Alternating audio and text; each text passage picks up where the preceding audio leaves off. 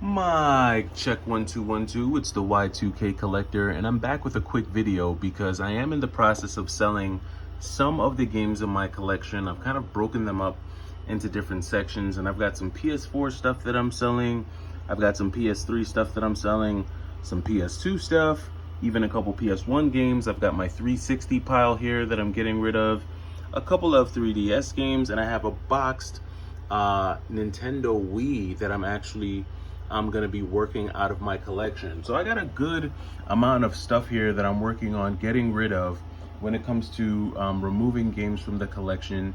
And of course, whenever you're in the process of selling games, you have to look at the market. You have to look at, things like eBay, things like price charting, sold listings on other sites like OfferUp and Mercari, Facebook Marketplace, and just using a combination of information across a number of platforms is how I'm able to price my games. I try not to necessarily, take massive profits on any of the games that I sell. In most cases, I'm usually just looking to recoup what was spent on the games so that at the end of the day, they wind up just being pretty much a free rental for me, where I'm able to play the games, experience it, and then sell it. Now, I wasn't able to play all of these games just because I do have somewhat of a pretty large backlog, but these are games that I'm looking to work out of my collection. Now, as I'm looking at, the PS4 games that I'm selling and the PS3 games, I've noticed something, and this is something that I've kind of noticed through GameEye, and that's that it seems that PS4 games in general are increasing in value faster than PS3 games overall, which I think is a little bit funny because obviously the PS3 came first, and you would think that because the PS3 is an older system with older games, that the values of those games would wind up increasing faster than the PS4, but it's actually not what I'm seeing. And now this could just be what I'm seeing in my collection, but based on my collection, I have more PS4 games that are valued over $100 than I do PS3 games. And, I started to wonder and kind of just, think to myself, why is that? Why would a system that's still relatively new, the PS4 is not considered retro by any stretch of the imagination. Maybe in another 3 to 5 years, we may be able to start looking at the PS4 as a retro system. But I think for right now, it's still very much, a modern day system. And so I started to think, well, why is it that, PS4 games are valued more than PS3 games? And I think it's a few reasons. There are a few reasons why. I think the first reason is that the PS4 overall was just more successful than the PS3. I think when you look at the console wars, right, and you look at the console war between the Xbox 360 and the PlayStation 3, I feel like those two systems were very neck and neck. And now that we have enough time to look back, clearly there was a general affinity for the Xbox 360 that we have not yet seen realized for the PS3. Now, that's not to say that there aren't people who love the PS3 and appreciate it and want to collect for it, but just looking at it, I mean, even before, the Xbox 360 store closing, right? I think there was still just as much of an affinity for the Xbox 360 as there was for the PlayStation 3. I think the one thing that was working against the Xbox 360 was obviously the Red Ring of Death deal, the consoles, this general perception of the console not being as reliable and things of that nature, right? But I think when you look at like the software, the games, the content, a lot of people appreciated the games that were released on the 360. And granted, a lot of those same games were released on the PS3, but there were a lot of Xbox 360 exclusives, or at least at the time when the system was, relevant or, modern, or during its, during the height of its day, that I think a lot of people appreciate.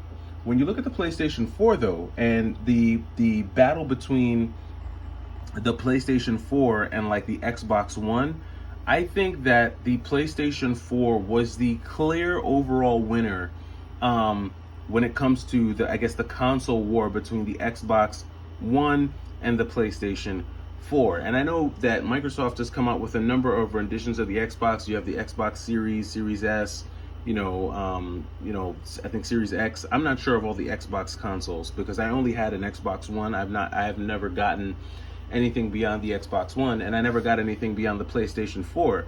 But I think the only really real other system to like trump the PS4 or beat the PS4 was obviously the Nintendo Switch.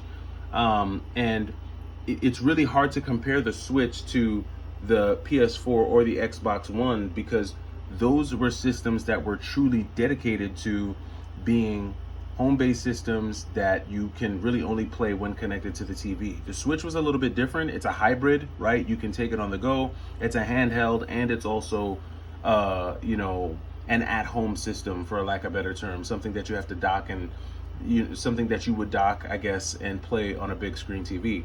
And so I think that in general, there was just more of an affinity overall for the PlayStation 4 than there was for the PlayStation 3. So that's the first reason why. I think the second reason why is that we've seen a lot more indie titles released on the PlayStation 4 than we did on the PlayStation 3. A lot of those indie titles that you saw released on the Nintendo Switch, you also got those on the PlayStation 4, and then you also got some really cool PlayStation 4 exclusives that you weren't really seeing anywhere else. A good example of that, obviously, is going to be a game like Fist of the North Star Lost Paradise. This isn't something that we got on the Nintendo Switch, and I think there was a release of this for the Xbox One though, if I'm not mistaken. You guys can let me know down in the comments. But Fist of the North Star is definitely one that stands out on the PS4. And then you look at like an indie title, right? Like Gal Guardians. We didn't get a lot of games like this released on the PlayStation 3.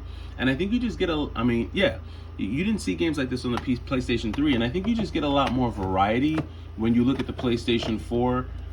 There's just a lot more games that you can take advantage of and a lot more different genres that you can dive into. And I think because the PlayStation 4 has been able to benefit from companies like Limited Run and Super Rare, where you actually have more indie titles being produced for the console, I think just overall you have more content that is easier to shoot up in value. You never really saw a lot of games like Blasphemous or a lot of like the Limited Run games released on the PlayStation 3 because a lot of those companies just weren't really at their heights during the time of the PlayStation 3. And so I just think the PlayStation 3 has more of a limited library of games that I think have that real draw and, have that real nostalgic pull, or are just really standout titles that a lot of people are going to value. The last thing that I'll say is that a lot of the games that were released on the PlayStation 3 that were standout titles got a re-release on the PlayStation 4. And if you have the option to play it on a superior console, most people are going to choose to play it on the PlayStation 4 over the PlayStation 3. And so I think that is kind of why we're going to see a faster increase in values for PlayStation 4 games than we'll see on PlayStation 3 games. There's going to have to be something that happens in the market, something that happens on the PlayStation Network, similar to like some type of store closing or something like that. Something big has to happen, I think, for PlayStation 3 games to really kind of jump up in value.